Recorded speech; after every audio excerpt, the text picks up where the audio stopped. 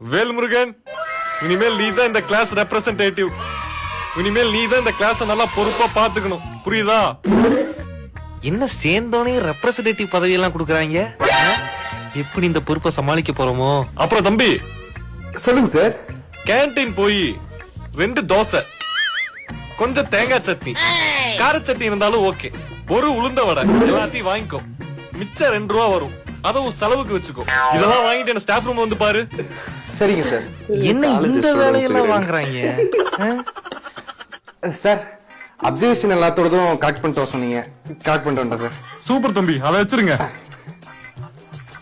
இப்ப நம்ம கிளாஸ்ல இருக்கிறவங்க எல்லாத்துக்கிட்டையும் 2 ரூபா கலெக்ட் பண்ணிட்டு நம்ம கொஸ்டின் பேப்பர் ஜெராக்ஸ் போட்டு வந்துருங்க. சரிங்க சார். வேல்முருகன், அசைன்மெண்ட் எல்லாத்தோடதும் வாங்கி வைக்க சொன்னீங்க, வாங்கி வச்சிட்டியா?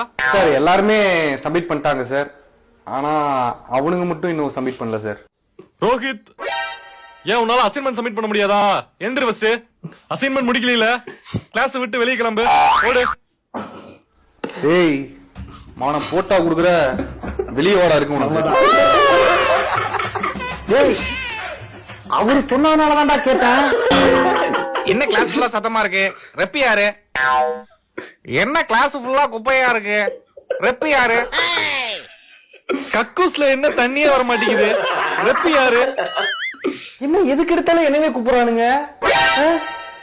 ரெப்ரசன்டேட்டிவ் வேலை ஏதோ கௌரவமான வேலைன்னு பார்த்தா இது என்ன சில்லற பாப்பால இருக்கு. ஐயோ சார், விஷயம் கேள்விப்பட்டீங்களா? ஃபர்ஸ்ட் இயர்ல ஒரு பொண்ணு லவ் பண்ணி பிரெக்னெண்டா இருக்காமா சார். ஐயோ, அப்படியா? ரெப்பி யாரு?